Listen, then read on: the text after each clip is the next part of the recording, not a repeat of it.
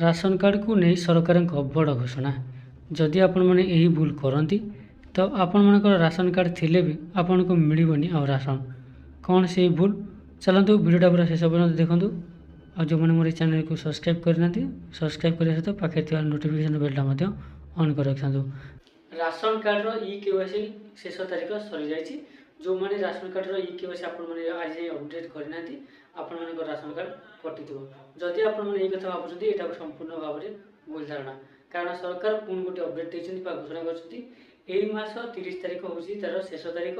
जो मैंने केवाईसी एपर्यंत करना निश्चित भाव में आपने केवाईसी करनी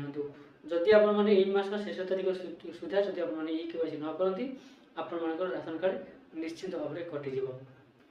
सरकार आगुरी घोषणा करते गत 2024 नवेम्बर मसटा आपंकर शेष तारीख थी जहाँकि आपने केवाईसी कर शेष तारीख थी सरकार पुणी तारीख घुंचाई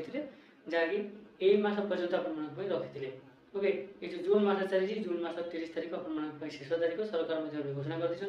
पाखापाखि 95% लोक आपने जो मैंने अच्छी राशन कार्ड से केवाईसी कर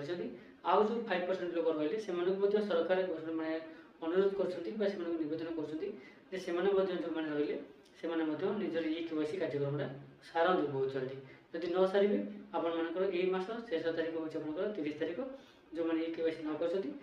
कर फाइनाली से राशन कार्ड नाटी काटी दिया